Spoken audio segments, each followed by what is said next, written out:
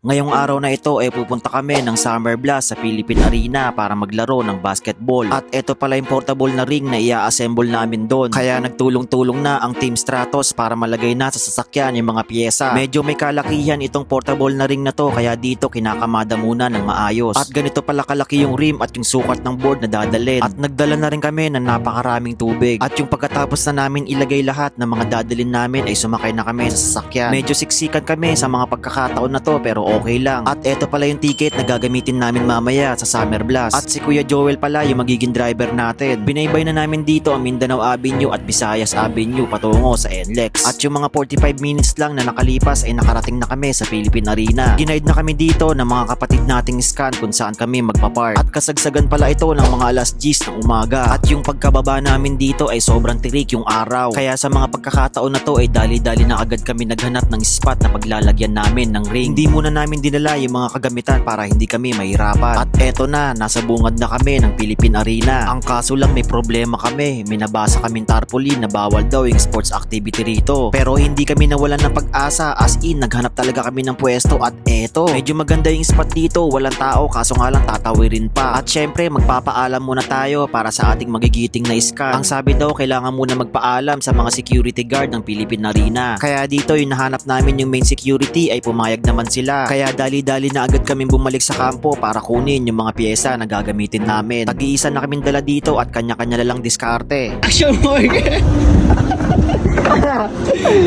Nagawa mo naman ito.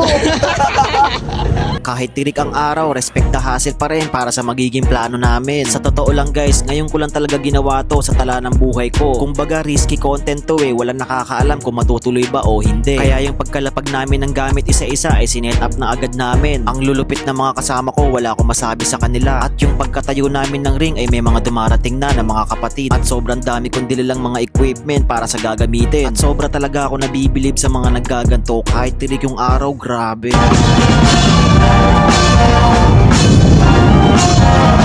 At meron din pala mga nakakilala sa atin dito na mga bikers. Sa mga pagkakataon na to habang nagwa-warm up kami ay meron agad nag-aya sa atin na isang kapatid. Mga taga-lokal daw sila ng Cavite South at matagal niya na pala daw akong chinachat, hindi daw ako nagre-reply. Sobrang dami na kasi nagchat sa Stratos kaya hindi na mabilang. At eto na, matutupad na yung pangarap mo on the spot. Kaya dito minis ko na ang bola at sa atin napunta. At sa unang possession natin guys ay hindi ganun ka-flat yung floor dito. May mga bako-bako ng part pero nakapag-spin move tayo. At sa unang possession ng kalaban ay sobrang bilis niya pala gumalaw dito. Napeke niya pa nga tayo sa mga pagkakataon na to kaso lang hindi niya lang na-execute ng maayos. Sa pangalawang possession natin guys ay gumamit lang ako ng sulyap tingin technique diretso to the basket. At sa pangalawang possession niya maganda yung lean fake na ginagawa niya, as in kumakagat nga talaga ako Sinubukan ko lang muna ditong kapain yung floor. Tinitignan ko na din kung makakapag-swing crossover ba tayo. Pero binigla ko na lang siya ng tira at sumabay naman siya. Hindi ko na masyadong nasundan yung atake niya dito sa sobrang bilis. Kaya dito sinubukan ko lang muna yung double between the legs sabay diretso to the basket. Feeling ko talaga may handles talaga tong batang ito Maganda yung mga footwork na pinapakita niya at bigla ang tira pa nga. Sobrang bagal ko lang muna talaga mag-dribble ngayon kasi hindi flat surface yung pinaglalaroan namin. At dito natawagan ako ng double. Ang ganda ng ginawa niyang misdirection dito sabay biglang crossover. At ang lupet ng pagkakabitaw niya ng bola. At dito na ako sumubok gumamit ng maraming behind the back dribble. Then sinamahan ng scissors diretso to the basket pero hindi nga lang pumasok. Sobra ako nabibilib sa footwork ng batang to. Tignan niyo yung gagawin niya. Sobrang ganda ng mga peke hindi lang talaga pumapasok At sa mga pagkakataon na to ay pinainom muna natin siya. At 1-7 lang pala yung pinagkasunduan namin na score. Gumamit lang ako ng 45 kalibre na shotgun na may konting peke then diretso to the basket. Nag-straight to the point siya dito from the left side, hindi nga lang talaga pumasok. Sinubukan ko lang muna dito yung mga pang peke-peke natin ng mga dribble at mga footwork. Then yung medyo naaliw na siya ay diniretso ko na through the basket. Nakipagkami na siya sa mga oras na to dahil last score na tayo mamaya. At ang ganda ng mga ginagawa niyang akbang through the basket. At eto na yung mga pagkakataon na sobrang dikit niya na dahil last score na tayo sa mga pagkakataon na to. Kaso lang na-block pa rin tayo dito. Napakalupit ng ginawa niyang footwork dito na malakobi talaga yung style. Sobrang nadadala talaga ako sa galaw na pinapakita niya. Kaya yung last score na natin dito ay sinigurado ko na kasi marami pa akong laro na gagawin dito. At least kahit papano natupad ko yung pangarap mo na makalaban ako.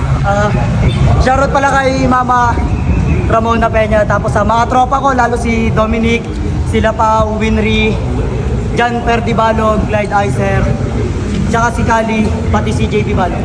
Yun lang.